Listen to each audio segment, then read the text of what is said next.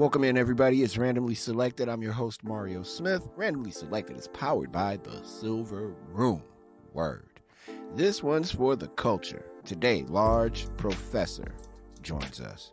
As he stopped through Chicago, he hooked up with us at the Silver Room. A very unique broadcast of Randomly Selected, as it is live in front of a studio audience that was ready for it.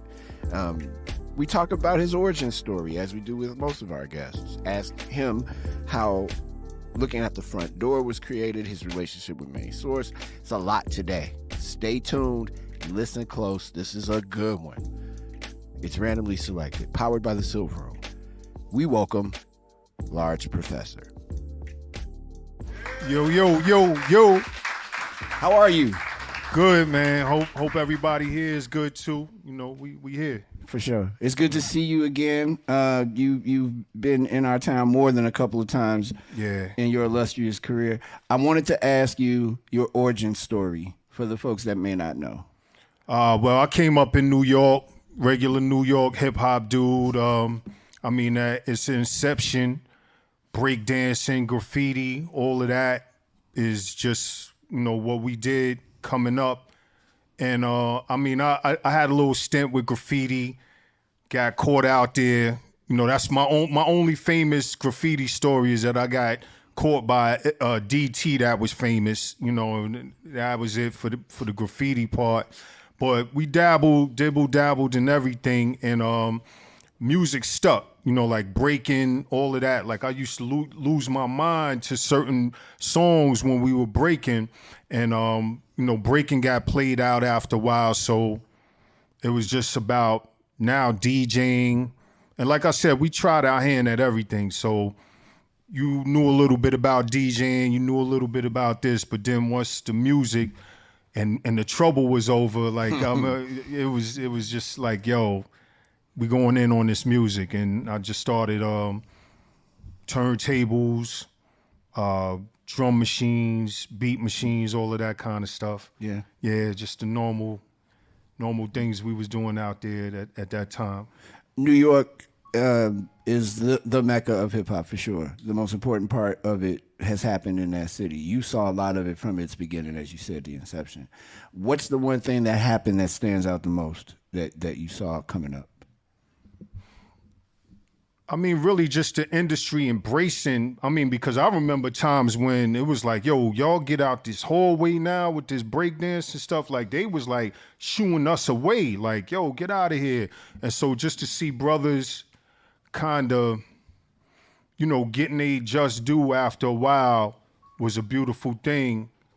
Even though the industry started tainting the art, but just seeing everyone kind of doing their thing and getting their just due after a while. It wasn't like, we saw Rocksteady early in time, doing their thing, but it became a lot more attainable to a lot more people after a while, like in the late 80s, 90s. So, it was just beautiful to see the culture getting a fair shake from just regular media, that kind of thing. New York embraces hip hop like I've never seen another city embrace music. It is really everybody. It's not just black folks. It's everybody. It's not abnormal to hear hip hop and to hear rap music. Yeah, that's our culture out there. I liken it to like how New Orleans, like they got a certain culture out there that it's just that's what they do. Right. They have the parade. They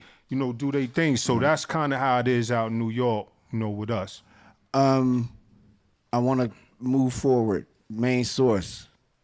You and the two brothers from Canada, from T-Dot, Looking at the Front Door. I read you said that song was very personal for you. If I did a show of hands, I'm sure there's a lot of people that feel the same way. I know for me, it was the anchor for a lot of the music that I was listening to at the time, Breaking Atoms being one of those albums that you had to front to back listen to.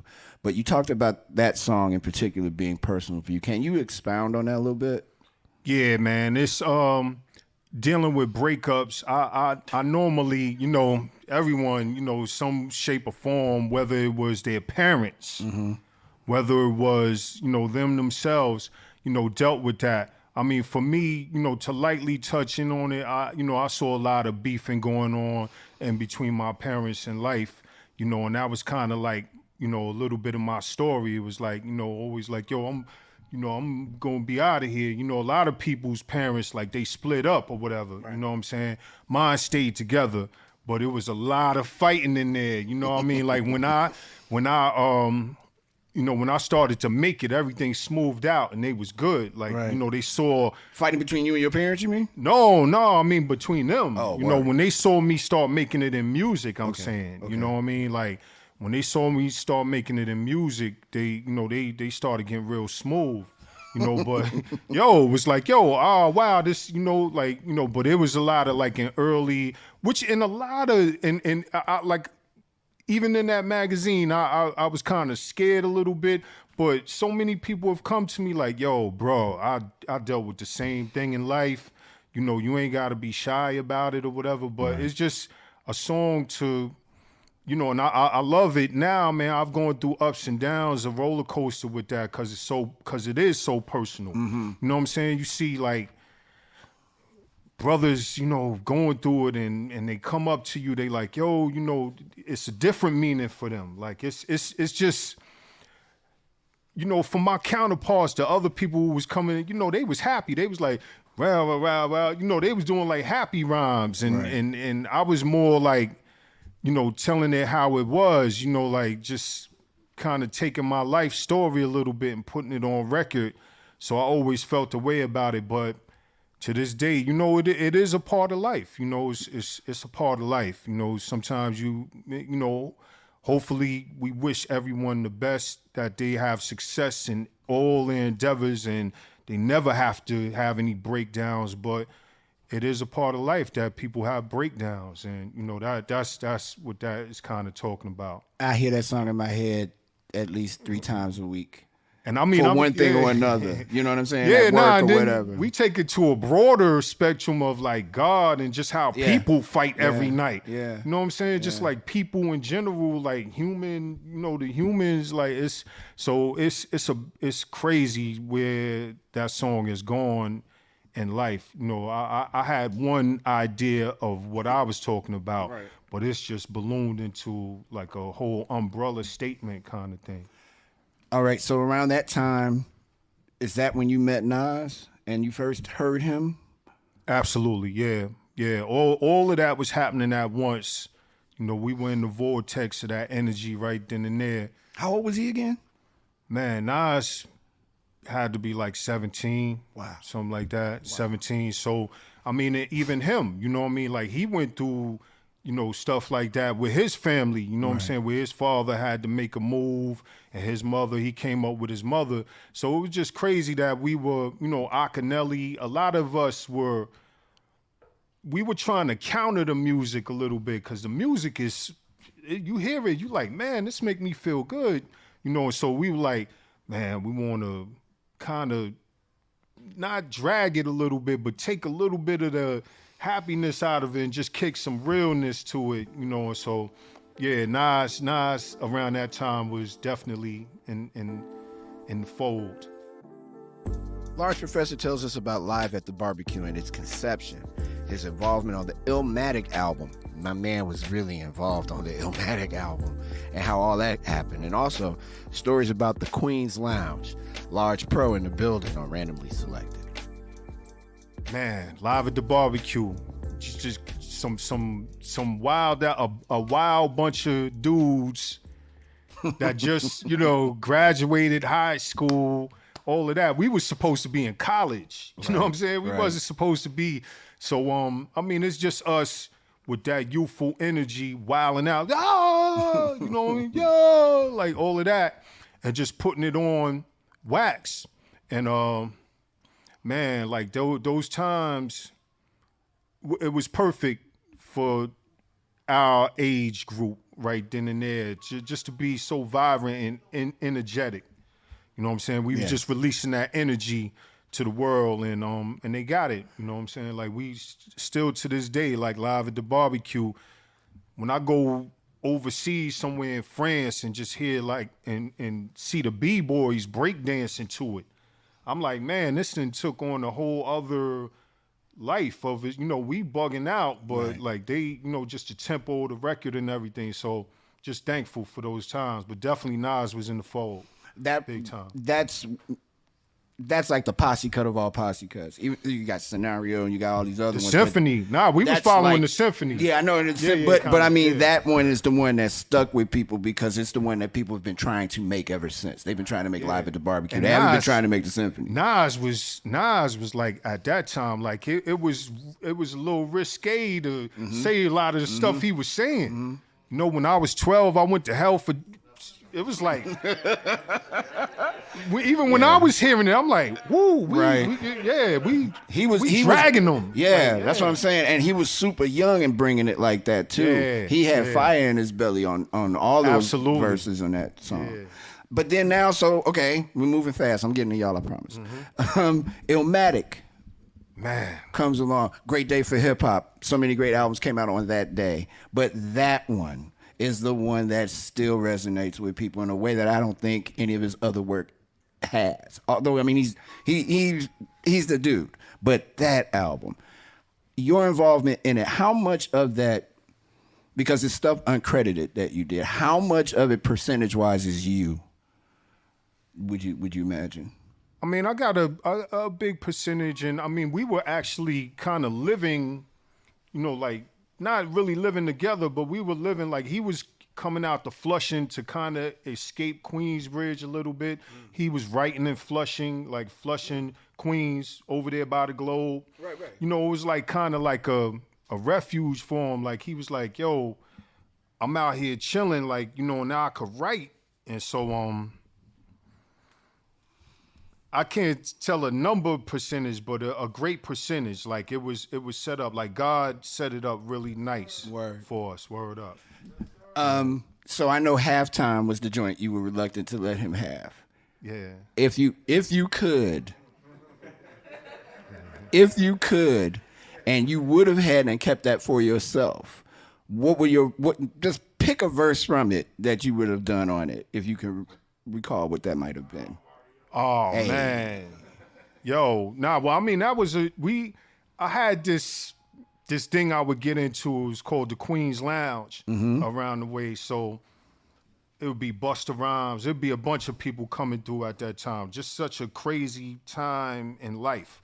And it was certain beats that I would play that we all knew. Like I would always play them, like each night, like, boom, here's that. And it's like, Bus would be like, yo, that's the one I'm gonna rock next, when he was getting ready to go on his solo thing and things like that. But that's what I meant by like, yo, I would, I ain't know where it was gonna go, but Nas wound up rhyming on it. And I mean, just, yo, he got it. I ain't got nothing to do. I just did the beat, but that's all him. I'm not trying to start nothing with Mr. Nasir. I don't want no problems. I don't want no smoke. I'm just saying I know that you like Halftime a lot. Absolutely. Because that was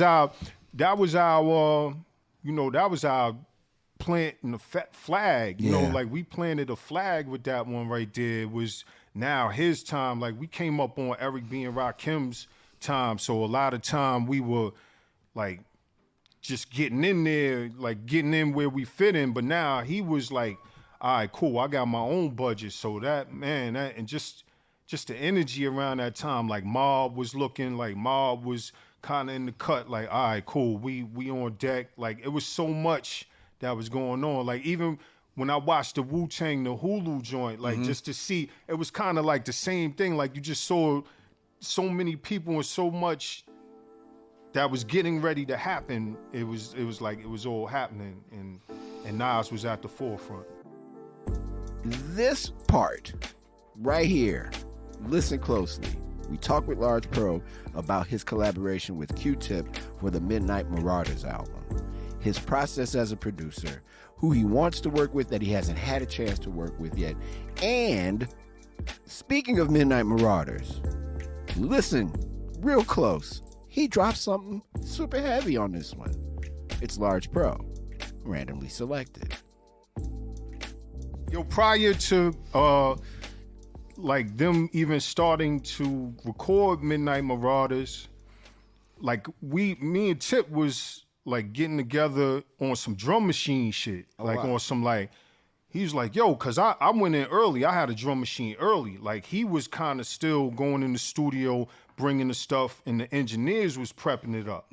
So he's like, oh shit, you got a drum machine? Like, all right. And then like the next day he had all of that so now we were speaking the same language through the drum machines. And so when they started Midnight Marauders, he was like, he come through the flush and he hear what, but this dude, man, Q-Tip, he always had these ideas that were just incredible. Like I tell him to this day, like the records that he has brought to the world through his music, through A Tribe Called Quest, like Ramp, Minnie Riperton. Like I see average people these days knowing these artists because of Q-Tip. Like there's nobody, nothing. So all I did was kind of like the drum machine. Like, all right, yo, this, that, like what was done with me with my man Paul C. And we was just on from there, like, cause now we got the same machine. So Midnight Marauders was a lot of like, yo, I'ma hook this up. Yo, watch this. Yo, I'ma hook this up. I mean, prior to that, I did get to go in on the Check the Rhyme session. Yeah. Where he just had the drum beat. And when he took the Minnie Riperton, he's like, yo, I'm gonna throw that in there. I'm like, oh, that's crazy. Yeah. Like I was there when we were at Pete Rock's house and the horns for Check the Rhyme. Like, oh yeah, that shit right there. That kind of. So it's crazy. It's just crazy to see the before and after. Like to see like all right, cool, this is what you doing, and then to see like it blast. It's like I liken it to the movie Wild Style where Lee is he's doing this whole mural and then like he's sweating, he's like going through all the phases of it, and then in the end he's just watching all the people like loving the mural, loving the rappers and all. Like it was just so crazy to see that process. So I mean that's kind of, I was just like in on the, just like in Fife's grandmother's basement. You know what I mean? Like, she down there, she bring him something down. He's watching basketball. He was a big sports dude. Oh, for sure, like, yes. Tip would be down there just, making beats or whatever. Fife is there, either a game controller or watching, like, basketball or something, and just listening to the beat like, yo, that's dope. And he's like, and Tip like, yo, you want to write something? Yeah, I'm going to write something to that. That kind of thing. Like, he'd be in the zone just watching basketball, but just his ears, he'd be listening to whatever we was making. So that was it, man. It was all natural, man. It was just all organic. Like, yo, just brothers getting down, chilling, go out to Jamaica, Linden Boulevard, go see them. Fife lived right around the corner from that cleaners that they were standing on. So, like, all of that was just like hood, good in the hood stuff. Two more things. I know I said two more things 2 things ago. Two more things. Your process is very unique as a producer. Can you talk about the process real quick? Well, I mean, my process comes from a DJ point of view. I deal with vinyl. Like even today I was building with the brother. He was playing me some beats earlier. And I was telling him, I was like, yo, I deal with vinyl. Like I don't know, I gotta rock with that vinyl. It gotta be a record, whether I'm chopping it or just a little piece or whatever. I just always like the essence of this. It just feeds my soul. I feel like I could live so long just through that process. Like I ain't never really been concerned or like too critical about how much success these records, like I definitely want them to be successful. People likes like, yo, nah, I rock with you on that. But more than anything, it feeds my soul. It's like, yo, I flipped to Dave Matthews or I flipped this, or I flipped. And then the chosen few that do know, they come, they like, yo, you flipped to Dave Matthews and things like that. Like that's everything in the world. That's what I heard you do with Hear My Dear with You Can Leave, but it's gonna cost you. I saw that on Instagram. No, the other day. yeah, see that, and now this is now an extension now. Like Instagram, once it dawned on me, it's like, man, I had gripes with the industry before. Like I was like, a lot of my songs is like, yo, they ain't promoting this. So when Instagram came around, it was like, it's over. That's it. I could promote myself now. Like, and then the wheels start turning. It's like, all right, let's bring them the essence of this. You know, I got mad records, so, you know, 2 copies of this record, bring them the essence. And now it ain't all the politics and all of that. So I'll be thankful for Instagram, because you could just throw a little message out there, little audio message, and people will get it. But then too, you know, it's just feeding our souls in the culture. You know what I mean? That's what this is about. It's like people coming to you, saying, yo, man, that record, and then now their memory, or just how much it inspired them, or yo, that's everything in the world to me, man. For real. All right, and before I turn it over to our wonderful studio audience today, who haven't you worked with that you want to work with, / is there some extra Midnight Marauder stuff that we don't know about lying around in your crib? Nah, they had a couple of joints. They had this one joint.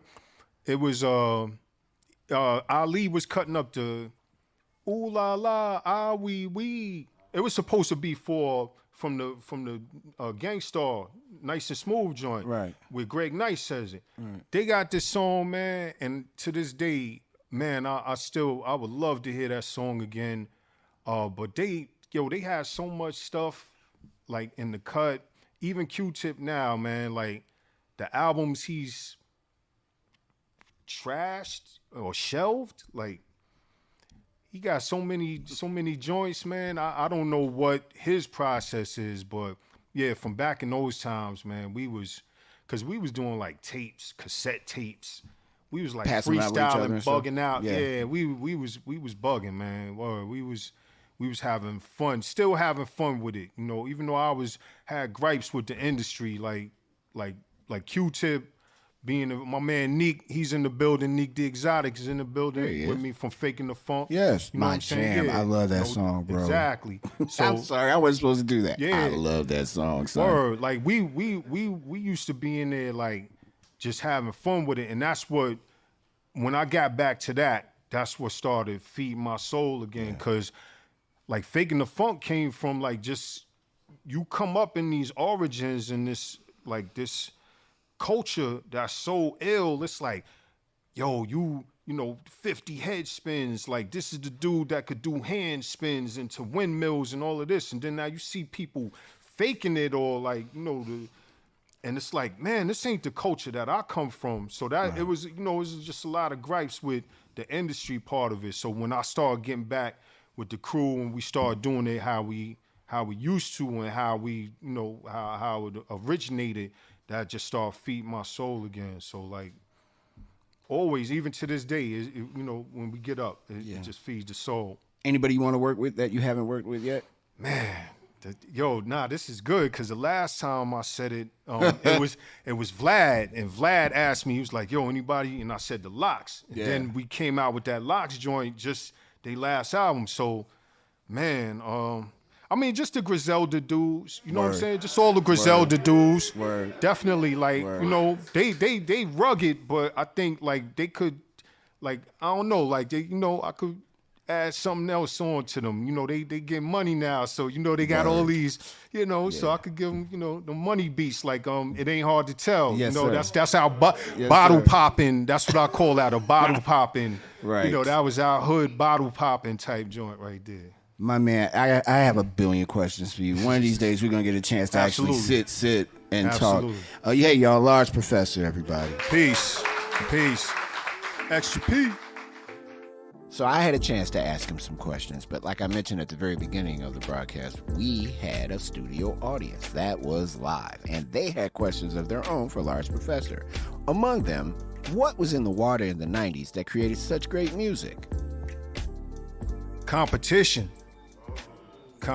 was in the water. Like, you know, Nas, when he came out, especially with the outlandishness, you know what I'm saying? It was like, that was like the start of outlandish bars. It was like, yo, how outlandish can you be? Like Big started taking it to another level and shit. It was like, start being like, huh? How could you say something like that? But you know, it so ill though. It was like maybe that's what it is. Like the ill part really started coming in. Like it just started getting ill. Like dudes was rhyming, and it was like some ill rhymes.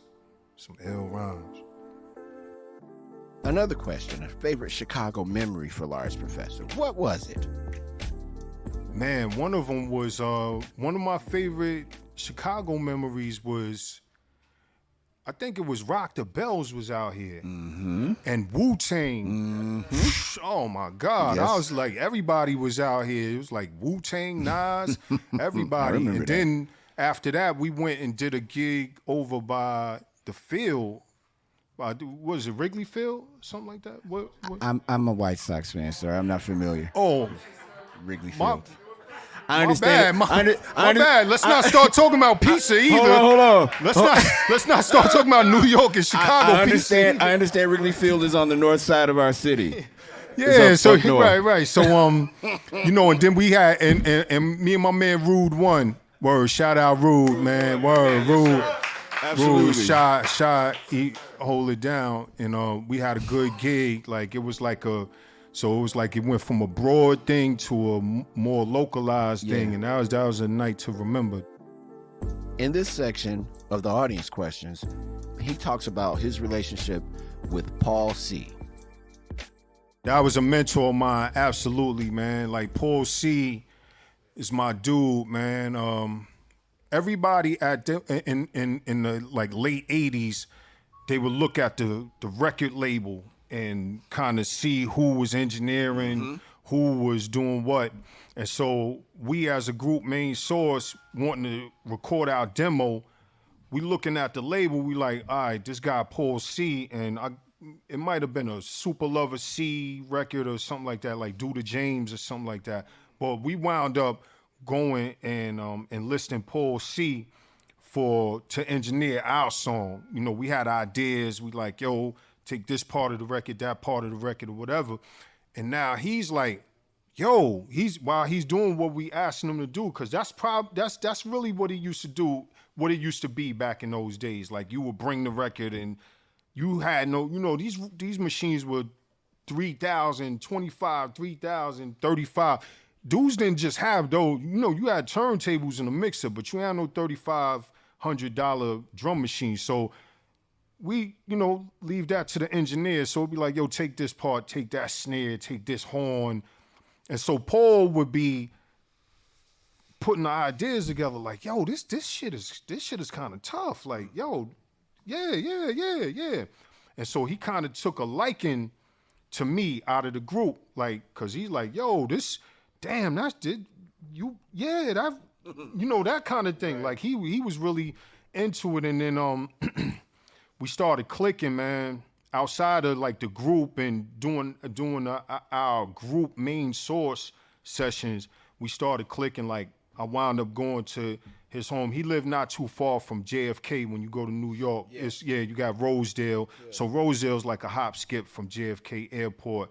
So me coming from Flushing, I'll take the bus long, boom, go out there. Now he had a drum machine of his own, and how I learned was one time, like Paul was in high demand. He was in high demand in the studio. Like he would come in there with bags under his eyes, like an hour late, like, yo, sorry guys, like, yo, and still perform like top notch. Mm-hmm. So, I went over his house and I was fiending to learn how to work this drum machine. Like to even be in front of one of them drum machines was crazy. Like that was like some hands off, like don't touch that, kind of, that was that kind of thing. So just to be like, yo, come through, So he was like, yo, press that button, press that button, press that button, press that button. And I'm like, all right, so what if I want to do this? Press that button. Yo, I'm going to sleep. Just jetted out the room and went to sleep. And from there, I absorbed that like, all right, cool. I'm little here and there, but I ain't mess with him because I knew he was so, and that was it, man. And after that, man, like he started working with Eric B. and Rakim. when they were doing the Let the Rhythm Hit 'Em album. And he was in the basement of his home. Like when I came somebody went down there and killed him. Yeah.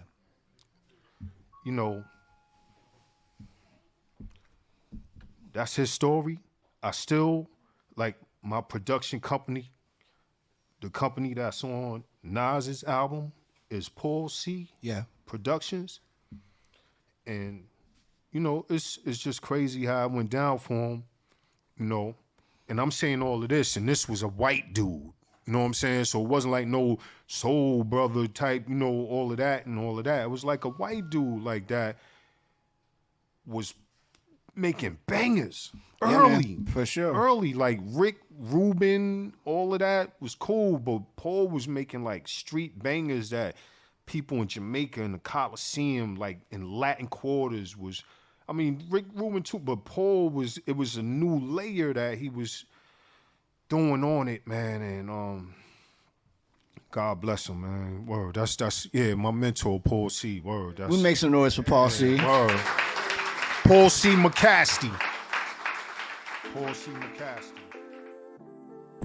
For this next one of the audience members asked, did he really teach DJ Premier how to chop up beats? Because I never knew that one. And I was so glad to hear the answer. Man, we would get up, man. Premier, like when I was working with G-Rap and Rakim and them, like he called, like, yo, man, how's that going? Like he was just hearing, like, off of our first single, we had Main Source, we had a single that we pressed up ourselves called Think and Atom. And Pete Rock, we brought it to Pete Rock at BLS, and he started playing it, and that's how Premier started. Like, he was like, yo, you the dude that made that. And then we started linking up. We started, back then it was crazy because it was a phone. Like, you would get someone's phone number, like Akinelli, Pudgy the Fat Bastard, Nas. All of these people used to be on the phone, like two-way calls, prank calls, prank calling. It was so funny how the phone was back then. But Premier and we would build, and he would ask, he would say like, yo, you in with Rakim? Like, yo, y'all in the studio? And I'll be like, yeah, man, come through. And he'd come through. You know what I'm saying? He would come through. He met G-Rap, he met Nas, a lot of them dudes back then, and it was just crazy. Like, I didn't even know that he was as much older as he was. We knew that Guru was, because Guru was a social, he was like a counselor or something like that. So we knew that he, social worker, something like that. Like, we knew Guru was, but Premier kind of came off a different way. And so, those days, it was crazy, man. Like, it was, but Preem, and that's why he was such a success, I think, because he did have that little bit more of, he was, I'm in my backyard. I'm still in New York. He had more estate. He done filled the truck up with the records, and he's going to migrate to New York, so he had to make that shit happen. You know what I'm saying? So he was more serious about it. Like, we was in the, bugging out, go back home to mommy and daddy type shit. He was, and so he started beasting, type shit. So, big up DJ Premier, definitely. Yeah, word. Large Pro, what is the current state of rap? He had a really good answer to this question. It's crazy. It's a little bit to our detriment, man, to our youth, because they making a lot of money fast, and they getting burnt fast too. Like, you know what I'm saying? Like, the God, what's my man's name, man? They just, oh man. From here? Nah, man. From he was from Brooklyn, man. Pop Smoke. Cause he was nice. Pop Smoke was nice. Like, I don't really, you hear little, and I'm like, all right, that's baby carriage shit right there. But he was coming from another level, and it was like, oh nah, this dude is gonna be like one of them lyricist dudes. So just to see that, man, I'm like scared for them, man, because they just going at and they just dangling this money in their face, just in the mental development might not be all the way there, so they just doing like little dumb shit, you know, like stacks of money next to their ear, you know, the wolves is watching, you know, it's crazy, man. Like I hate that shit, man. And you know, like a lot of them is talented, you know what I'm saying? But what drives them, like is and just the disrespect that they got for the predecessors, it hurts. You know what I'm saying? It be hurting, man. Like I don't even want to put it out there, but you know what I'm saying? I see where, you know, the youngin' curb the elder, like, you know, whatever.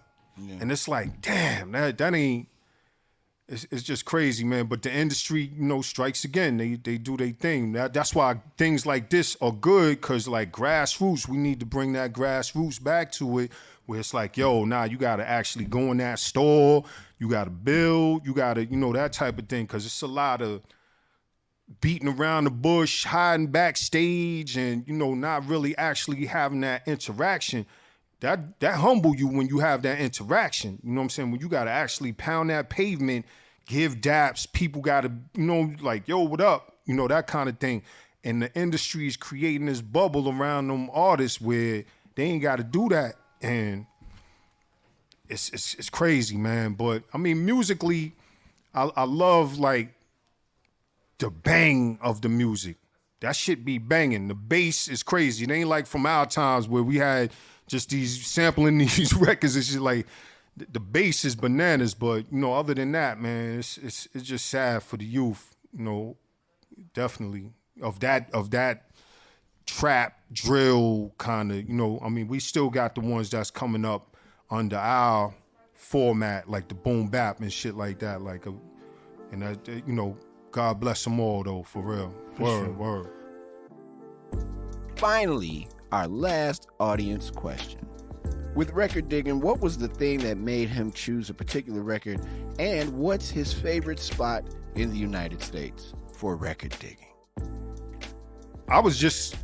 We touched down here today. I just went to Hyde Park Records already. I was already there. Like, I was like, I gotta go down the block. I'll be here tomorrow morning. Alexis, that's my man, right? Yes, absolutely. So,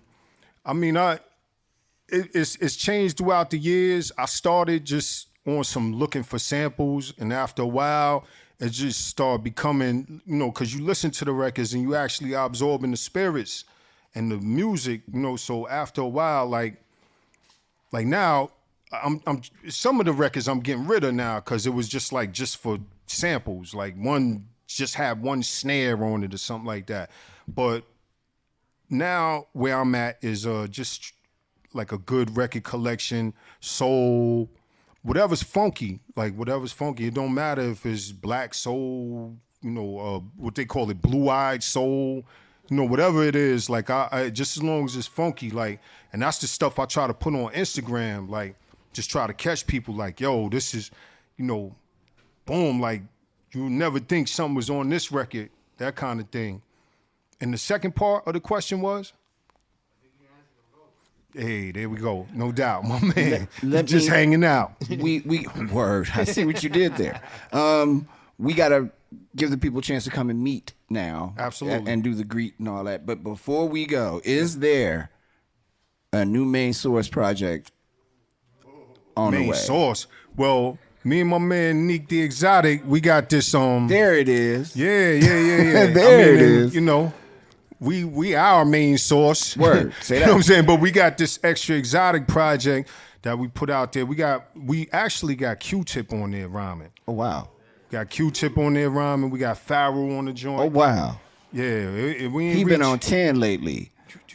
Crazy. He been snapping. With the real, yeah. There it is, right there. Neat. It's out there. We got Q-Tip on the QU joint. We got a beat from Alchemist. Like we showing love on this one right here. This is like updated boom bap. You know, from the I'll just say from not the OGs, but from the real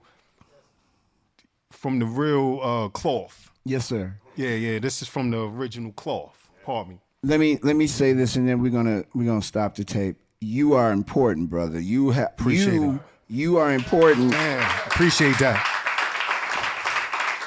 your importance to American music can't be understated. If were not for you, the world may have never found out about Nas, or we would have found out about him in a different kind of way. I think the fact that you've lent yourself uncredited for a lot of this stuff to these brothers and sisters out here in this world, man, you are it. For me, you've always been like, my guy anyway, but I appreciate your work ethic, and I appreciate your ear, man, because you are important, brother. Don't ever think you are not, especially to me. I am so glad that I had a chance to chat with you, not over a drink this time. We'll work on that, though. I'm good. I'm good. We in the clear now, man. Yes, sir. No COVID. Yes, sir. None of yes, that sir. shit. Hey, man, thank you, Lars. I really Word up. appreciate it. Peace, Ladies and brother. gentlemen, Lars Professor. Yes, absolutely.